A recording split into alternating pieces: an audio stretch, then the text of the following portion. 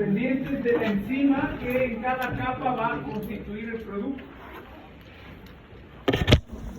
Veamos específicamente en esta tabla de relaciones de los glucocorticoides, porque es importante, porque entenderemos en el tercer semestre, si no tengo el glucocorticoide, ¿qué va a ser la fisiopatología?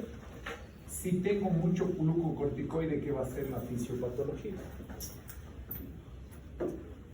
Uno de los medicamentos más complicados de prescribir es los corticoides. Lastimosamente, como les decía, las personas reciben corticoides y mejoran su vitalidad y su energía. Otro de los medicamentos más complicados de prescribir son los opiáceos, la morfina. Uno tiene sensación de bienestar cuando está recibiendo el alivio del dolor y por eso tiene riesgo de volverse dependiente. Pero el médico general no puede retirarse, no puede dejar de utilizar los dos productos, por lo que debe saber prescribirlos adecuadamente. La prescripción de cortisol y la fisiología del cortisol tiene un conjunto específico de dos grupos de síntomas, de efectos. Catabólico, es decir, va a permitir destruir para obtener, y diabetogénico. Este es el efecto adverso más temido que tenemos con los corticoides, que se me dispare la glucosa. Pero, ¿cuál es la fisiología? No es que quiere que tengas diabetes, sino que tengas fuentes de glucosa para sobrevivir, por ejemplo, en el ayuno. Si tú no tienes cortisol, es incompatible con la vida. El cortisol ayuda a sobrellevar todo el switch de la energía y del metabolismo. Entonces, para que tú puedas tener energía, destruye el músculo para disminuye la síntesis de nuevas proteínas, obteniendo la materia prima, los bloques, los ladrillos de cada músculo para mandarle al hígado y que te dé glucosa. Destruye la grasa para que vaya al hígado y te dé glucosa. Disminuye la utilización de glucosa en los tejidos. Disminuye la sensibilidad a la insulina en el tejido adiposo. Si no le hago caso a la insulina, la glucosa queda libre. Entonces, ¿cuál es el rol fundamental? Glucosa para que sobrevivas como energía. Problema, predispongo a diabetes. Persona con trauma. Antes de identificar los medicamentos, todo era basado en principios naturales, herbolarios. Pero el cuerpo no podía esperar que la ciencia pueda entender cómo le podíamos apoyar con fármacos. Entonces el cuerpo tiene sus propios antiinflamatorios. En la vida real, en la práctica médica, tenemos dos tipos de antiinflamatorios. Los que fabrica el cuerpo, que permiten originar los inflamatorios derivados del colesterol o antiinflamatorios esteroidales, y los que en el laboratorio yo los fabrico, que son antiinflamatorios no esteroidales, son los AINES. Alguien presentó en el tema de sustancias de la fisiología los AINES. ¿Qué hace el cortisol? ¿Qué hace el antiinflamatorio endógeno, el antiinflamatorio propio? Induce la síntesis de la lipocortina. ¿Qué hace la lipocortina? Inhibe la fosfolipasa A2. ¿Para qué sirve la fosfolipasa A2? Es la materia prima de la ciclooxigenasa y de los leucotrienos para obtener prostaglandinas. Entonces, la inflamación es que yo tenga ciclooxigenasa, leucotrienos y prostaglandinas. ¿Qué va a hacer? Frenar la lipocortina, la materia prima de la ciclooxigenasa. Bloquea en el sistema inmunitario la interleuquina 2 y la proliferación de linfocitos T, y además inhibe la liberación de histamina y serotonina en el proceso de la inmunidad natural de las células cebadas y plaquetas. Y entonces, ¿dónde se vuelve útil en la tecnología y la modernidad? el día a día nos permite en la ciencia hacer trasplantes de órganos. Pero como el cuerpo lo reconoce como extraño, hay que frenarle al aparato inmunitario para que pueda aceptar y recibir el órgano donado. Por lo tanto, los glucocorticoides exógenos han permitido desarrollar esta opción terapéutica de los trasplantes. Entonces, no todo es malo. Desempeñan un papel importante, ya que en las arteriolas favorece el incremento de los receptores alfa 1. Y entonces, el cortisol con el simpático reaccionan frente al estrés, subiendo la presión arterial. Problemas. Disminuye la síntesis de colágeno del tipo 1. ¿En histología vieron colágenos los tipos? ¿Sí? ¿No? El colágeno tipo 1 es la base junto con el calcio del cemento y la estructura ósea. Este cemento y estructura ósea debe ser rígido para evitar fracturas, pero flexible para adaptarse a la ergonomía. ¿Qué pasa si no tengo colágeno tipo 1? Ese cemento es como tiza. ¿Qué le va a pasar a la persona que por artritis reumatoidea, que por un trasplante, que por lupus tomó muchos corticoides? Va a tener una fractura patológica. Tiene 60 años, utilizó corticoides 20 años, se tropieza en las gradas y se fractura. Eso es una fractura patológica, una fractura que se da con trauma mínimo. El cortisol aumenta la filtración glomerular a partir de vasodilatar la arteriola aferente, incrementando la llegada de sangre al glomérulo, mejorando la filtración glomerular. En el sistema nervioso, este es el pico de ritmo del cortisol. Necesitamos cortisol para poder ejecutar las actividades del día a día. Estimulan el sistema límbico, estimulan el estado de alerta, disminuyen el estado de sueño. En resumen, favorecen la vigilia.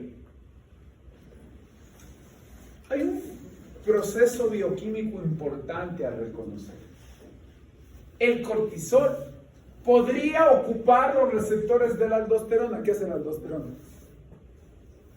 ¿Cuál es la tarea de la aldosterona? Retener sodio y agua en el caso de hipotensión, hipovolemia. Y entonces, el cortisol puede venir y utilizar ese receptor. Y en cada pulso del ritmo circadiano, ¿qué es ritmo circadiano?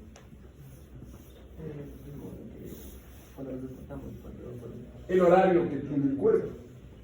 Entonces, en el pulso de cortisol yo podría estar teniendo mucha retención de líquidos. Entonces el riñón tiene que defenderse del cortisol. Y para eso el cortisol en el riñón pierde su efecto con esta enzima, la 11 beta hidroxiesteroide deshidrogenasa. Y así evita que el cortisol se comporte como aldosterona. Dato clave de la maquinaria humana y la fisiología, para que el cortisol pulsátil del ritmo circadiano no me lleve a retener líquidos. En las suprarrenales tenemos las hormonas sexuales. Tenemos a los andrógenos suprarrenales, la androstendiona, la dihidrotestosterona y la testosterona. En hombres es poco lo que sacamos de aquí de testosterona, porque fundamentalmente obtenemos testosterona ¿de dónde?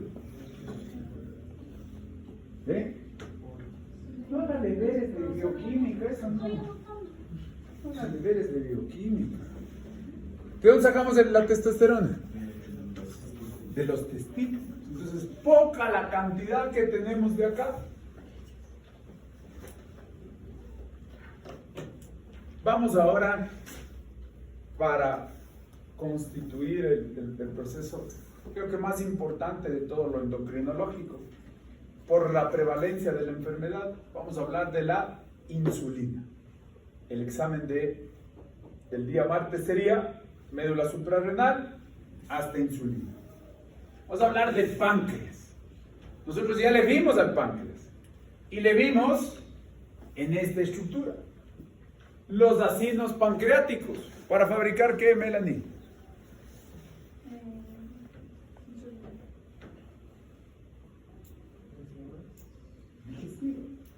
bacino pancreático se encargaba de componer el páncreas exócrino.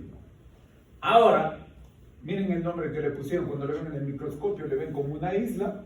Vamos a trabajar con el islote de Langerhans, que es el páncreas endocrino, que tiene células alfa, beta, delta y F. Páncreas tiene mucha producción de sustancias endocrinas. La tarea del páncreas endocrino es metabolismo de glucosa, ácidos grasos y aminoácidos. O sea que una pancreatitis se vería afectado a todos estos problemas. Y este es un tipo de diabetes. Cuando te da una pancreatitis por un cálculo biliar o por triglicéridos, el páncreas libera las enzimas digestivas. No tienen a dónde salir y se digiere todo. Pierdo el porcentaje de utilidad de los islotes de Langerhans, no fabrico insulina y padezco ahora diabetes. Esa es la clasificación de diabetes, la número 3.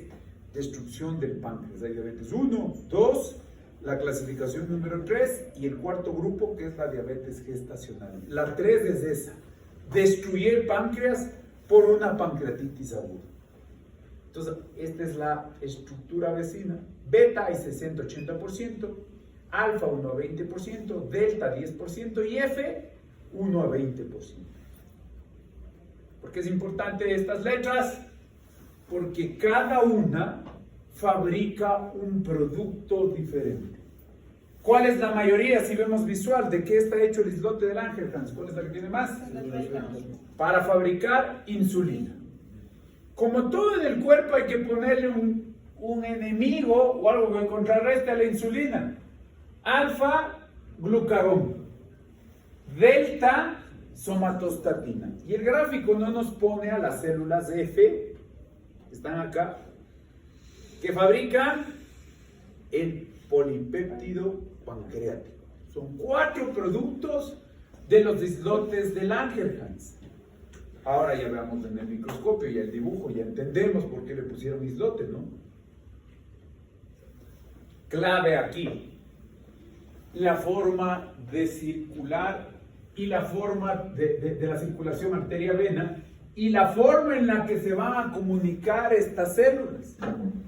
Tienen que trabajar en equipo y por eso van a funcionar con mecanismos de intercambio de información.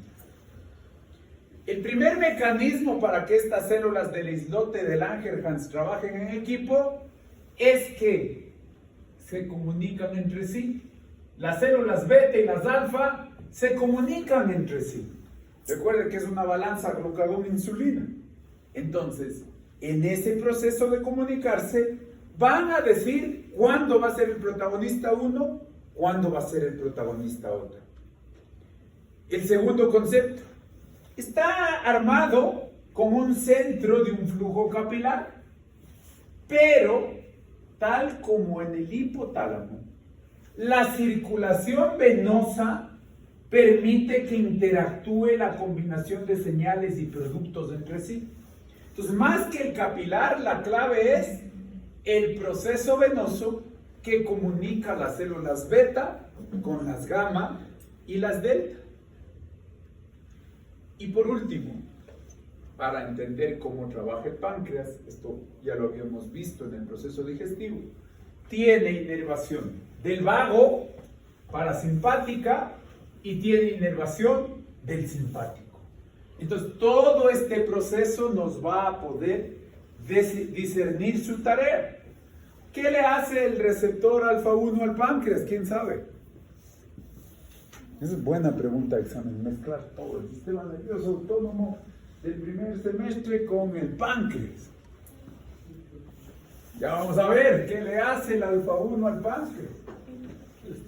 El beta 1 es darte energía para que puedas dar toda la actividad de lipólisis, pero eso está en el hígado. Veamos este producto. El libro en la introducción dice esta hormona es la de los primeros. Primer hormona descubierta, primera hormona sintetizada exógenamente, primera hormona que se utilizó como terapéutica. Dice, es la sustancia de los primeros. fue descubierta por Bess y Banting. Imagínense, en 1920 más o menos, poder darle una opción al paciente diabético que tenía una mala expectativa de vida y fallecía, basado en un experimento de entender que el producto que salía del páncreas de este perro podía disminuir la cantidad de glucosa en el cuerpo. Es 1922 exactamente. Se comienza a fabricar entre 1923 a 1926. Para que pueda funcionar mejor se le combina con sustancias y que dure más y que disminuya el número de pinchazos.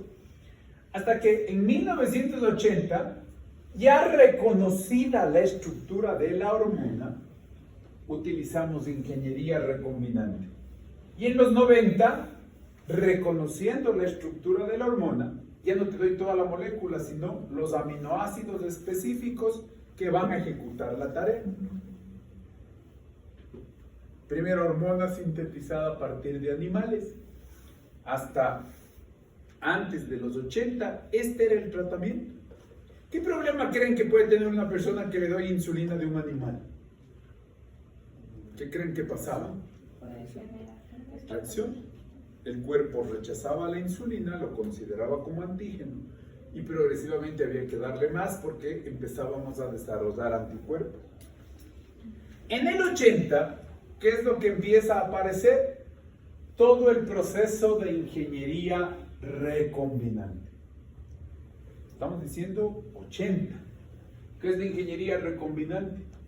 Ya sabemos la cadena de aminoácidos que constituye la insulina. Ya sabemos el mensaje de ADN y ARN para fabricar la insulina. ¿Qué se hacía?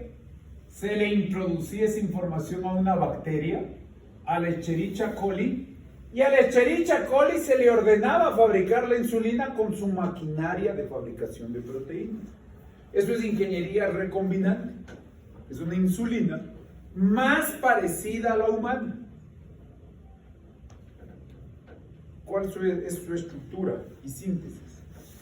Para sintetizarse, el mensaje es como cualquier síntesis de productos nuevos, en etapas: retículo endoplásmico, aparato de Golgi, partiendo de la preproinsulina, que está constituida por 4 cadenas. Luego la proinsulina, 3 cadenas, y luego cuando va a salir de la vesícula en la que está almacenada, 2 cadenas y este componente que se llama el péptido conector. Este es clave. La diabetes tipo 1 y 2, para entender el proceso terapéutico y decir necesito darte insulina, yo debo saber no cuánta insulina está circulando en la sangre porque se consume rápido y desaparece rápido, sino para saber si el páncreas aún puede fabricar algo de insulina, mido el péptido C. Si hay péptido C, hay insulina. Y el tratamiento puede ser fármacos que estimulen la producción de insulina. Si no hay péptido C, no hay insulina, el tratamiento es inyectarse insulina. La insulina, la orden química para activar su síntesis está en el cromosoma 11. Y entonces ahí está, ¿no? Cadena A, péptido conector, cadena B. ¿Cómo se regula su producción? Inhibidores. Alfa 1. El alfa 1 frena la insulina, ¿para qué? Para que la glucosa quede circulando. ¿Qué hace la insulina? Esconde la glucosa, guarda la glucosa. Entonces el ejercicio a partir del alfa 1 inhibe la producción de insulina. La baja de azúcar, el ayuno, la somatostatina, los fármacos agonistas alfa-adrenérgicos inhiben la insulina. ¿Qué estimula la insulina? La glucosa, los aminoácidos, los ácidos grasos y los cetoácidos, es decir, la ingesta de una comida. El glucagón, el cortisol, el péptido insulino dependiente de glucosa, el potasio, el vago, los fármacos sulfonilurias y la obesidad. Todos estos estimulan la insulina. Dato clave, el glucagón de las células alfa estimula la producción de insulina con el estímulo GQ. Es decir, ¿cuál es el estímulo GQ? Toda la vida ha sido las proteínas G. Fosfolipasa, IP3, diacilglicerol, calcio. ¿Cómo se libera la insulina? ¿Cómo? Tengo glucosa en la sangre y el páncreas va a captar la glucosa con el receptor GLUT2. Ingresa la glucosa a la célula pancreática, a la célula beta del islote del Langerhans. Una glucosinasa le convierte en glucosa 6-fosfato, se oxida y de producto de la reacción hay ATP. Paso clave, ya que el ATP cierra el canal de potasio. Eso es clave porque en farmacología, para tratar la diabetes, van a venir fármacos que remeden este cierre. Cierro el canal de potasio, se abre el de calcio y con el calcio en el interior voy al gránulo, a la vesícula que contiene insulina y la libero. Entonces, ¿cómo? Reacciones químicas, cierro potasio, abro calcio, libero la vesícula. ¿Qué sale de la vesícula? Insulina y otros factores para producir la regulación del proceso anabólico, es decir, guardar. ¿El cortisol qué hacía? Destruir. La insulina ¿qué hace? Guarda. La tarea de la insulina es meter la glucosa en los tejidos sensibles a insulina: hígado, músculo y grasa. Cuando cierro el canal de potasio, ¿evitamos que salga el potasio o que ingrese el potasio? Cierras el canal de potasio para que ya no entre. Eso genera despolarización con incremento del calcio, que es un canal regulado por voltajes. Entonces el fármaco para la diabetes, ¿qué hace? Sin comida, cierra el canal de potasio y exprime al páncreas para que produzca insulina cuando aún tiene residuo funcional. ¿Y eso cómo determino que tenga residuo funcional? Midiendo la cantidad de péptido C. Si hay péptido C, que el páncreas aún puede fabricar. ¿Cómo trabaja la insulina? Esto ya vimos. La insulina trabaja con un receptor de actividad tirosincinasa intrínseca. 2 cadenas alfa, 2 cadenas beta, puentes disulfuro entre alfa y beta, puentes disulfuro entre alfa y alfa, se estimula y la beta tiene una actividad propia, pues llama intrínseca, de tirosinquinasa. La tirosinquinasa va a activar proteinquinasas, va a activar síntesis de proteínas, va a activar diferentes componentes del proceso intracelular. Vamos a ver qué dice acá. Dice, la insulina se une a las subunidades alfa, alfa, beta. Esto, quien es visual ya vio esto. Vamos, quien no es visual, vamos con el texto. La insulina se une a las subunidades alfa del receptor tetramérico. ¿Por qué es tetramérico? 1, 2, 3, 4 cadenas. Produciendo un cambio de conformación. El cambio de conformación activa la tirosincinasa propia de la cadena beta. Esta parte del receptor es extracelular y esta parte del receptor es intramembranosa. La tirosina fosforila, proteínas, enzimas, proteincinasas, fosfatasas, fosfolipasas, proteínas G, va a depender del órgano. El complejo insulina-receptor ingresa hacia el interior de la célula, se endocita para generar un fenómeno que ya vimos. Cuando la insulina ha trabajado, ¿qué va a pasar? Se esconden los receptores. Si se esconden los receptores, se llama en inglés dam regulation, regulación a la baja. Entonces, si ya trabajé, el receptor es internalizado.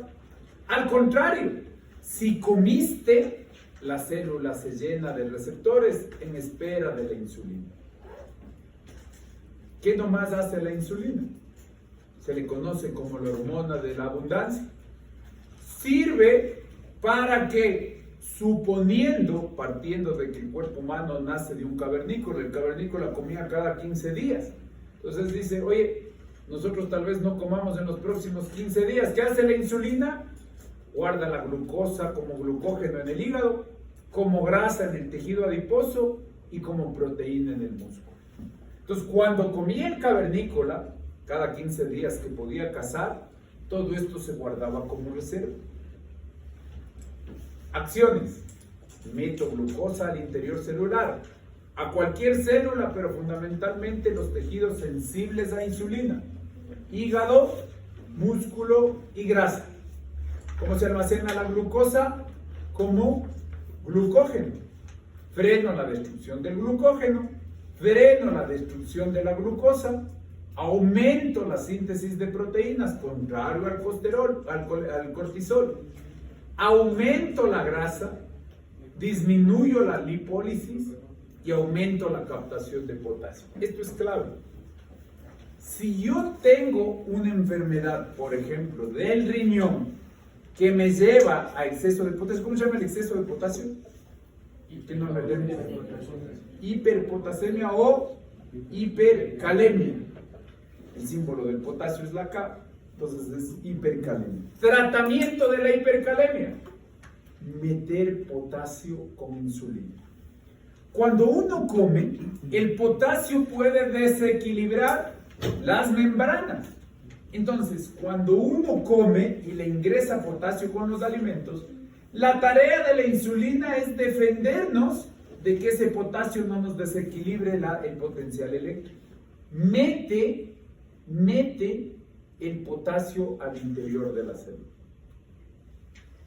En bioquímica, ¿qué nomás hace? La insulina, la glucosa, los ácidos grasos y los ácidos y aminoácidos, apaga su destrucción, apaga su reacción química, entendiendo en estos ciclos que por suerte el libro no los profundiza, para su tarea guardar como efecto anabólico. Resumamos: bajo la glucosa en sangre, pero esa no es su intención como terapéutica, sino como almacenamiento. El músculo y el tejido adiposo reciben glucosa como el receptor GLUT4, promueve formación de glucógeno fundamentalmente en el hígado y en el músculo, e inhibe la síntesis de glucosa nueva, aumentando la producción de fructosa 2,6-bifosfato, aumentando la función fosfofructosinásica. Reduce las concentraciones de ácidos grasos y de cetoácidos, reduce la concentración de aminoácidos, y en otras reacciones la clave es: guarde el potasio, protéjale al resto del cuerpo de elevaciones de potasio, que eso daña el potencial de membrana. Hasta ahí nos vamos a quedar. Nos faltan 5 páginas del libro: glucagón, somatostatina, metabolismo del calcio y del potasio. El martes hacemos la primera hora las exposiciones, la segunda hora acabamos la materia. El jueves, clase optativa voluntaria, yo ya termino el sílabo el martes. Hay algo que no está en el sílabo que lo vamos a revisar como principios generales, que son todas las hormonas sexuales. Eso no está aclarado si va o no en el sílabo. Para ustedes lo vamos a presentar como ventaja, no va a ir al examen, pero lo vamos a revisar el jueves. Y el jueves, clase voluntaria, acabamos el semestre. Preguntas. La semana 18 ya les convocará a la universidad para dar el examen. Entiendo que en la plataforma, entiendo que cuando se revisen las preguntas se publican inmediatamente sus notas. Ustedes ya conocen el proceso, tienen derecho a un examen supletorio. Entiendo que el examen supletorio debe ser después del examen integrador o de consolidación, que es la primera semana de marzo. Por lo tanto, el supletorio sería es del 17 al 21. Ahí están las fechas. Espero que nos lleguemos hasta allá. Póngale el mayor empeño, póngale el mayor ñeque. A veces uno se desmotiva, se frustra, pero intenten, siempre tienen que pelear hasta el último, y ojalá esa pelea y el esfuerzo sea suficiente para que se promuevan y no vayan al supletorio. ¿Preguntas?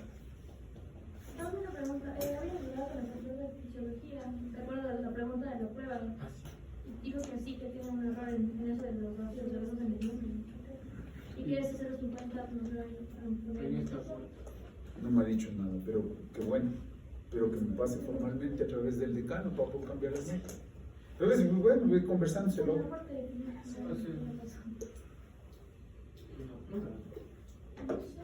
Tendría que ser, da lo mismo, ¿no? No, no, tendría que ser en el examen. En el examen mismo, porque En el eso examen mismo, porque sea la genera misma más ponderación. promedio. Yo no tengo problema, eso es justicia, y qué bueno que se ha hecho justicia. Sí, eso. ¿Solo una fue? Sí, solo. Ya, ok. Más que así. Ya, que me mande el correo y ya eso ya se recorre. No tiene nada que ver el laboratorio, tiene que ser en la misma ponderación del examen. ¿Listos? ¿Alguna otra pregunta? ¿Nos vemos? Bien.